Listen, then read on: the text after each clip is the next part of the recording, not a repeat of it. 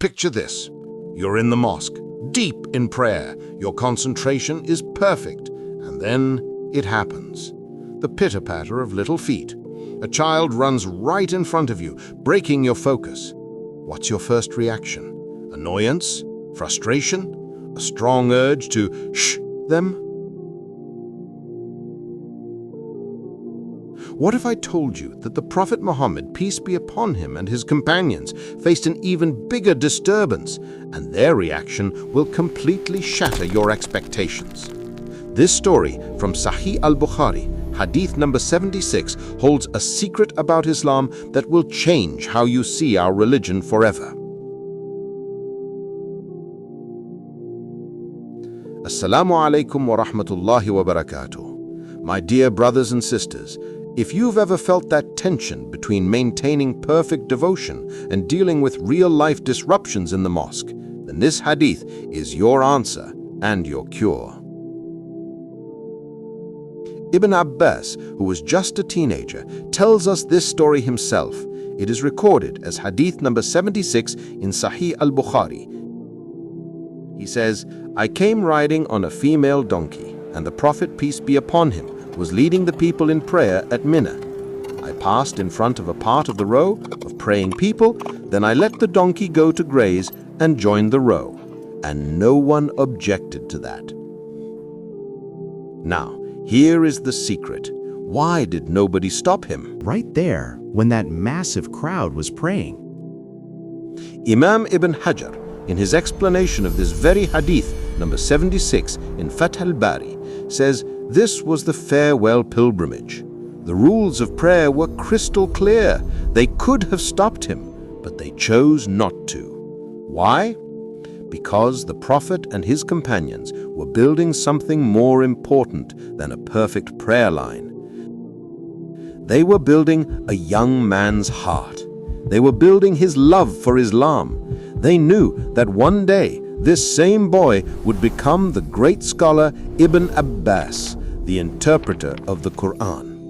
His knowledge, which blesses us to this day, was nurtured in that moment of mercy described in hadith number 76. So, what does hadith 76 mean for you and me? It means the soul of our deen is mercy, not perfection. It means a child's heart is more important than a silent mosque. Think about our mosques today. A child laughs and we shh them.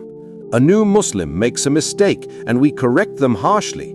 We have become guardians of rules, but we have forgotten we're supposed to be gardeners of hearts. This hadith is a powerful message to every parent. Bring your children to the mosque, even if they are not perfect. You are following the Sunnah. To every community leader, make your mosque welcoming. The Prophet's mosque was a place of life and learning, not a museum of perfection. Maybe you've stayed away from the mosque because you're afraid of making a mistake. Maybe you felt you're not good enough yet. This hadith, number 76 in Sahih al-Bukhari, is for you.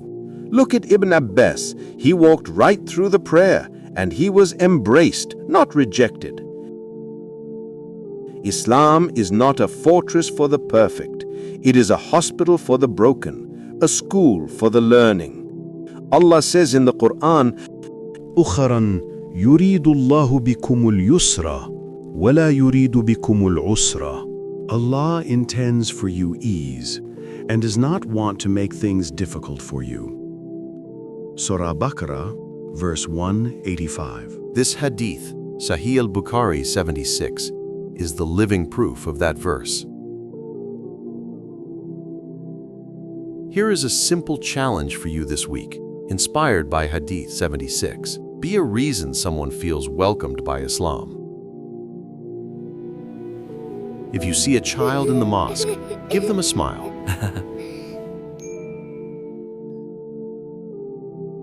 If you see someone struggling, offer a kind word.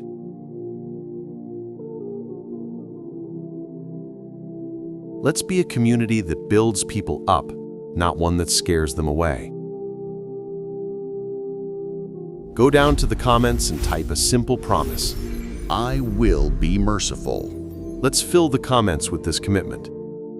This isn't just a story from the past. Hadith 76 is a call to action for us today. Let's bring back the Islam of the Prophet, the Islam of ease, the Islam of compassion, the Islam that sees the person behind the prayer.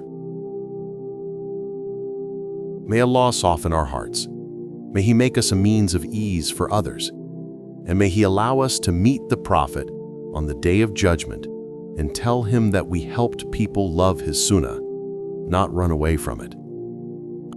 Ameen. Wassalamu alaikum wa rahmatullahi wa barakatuh.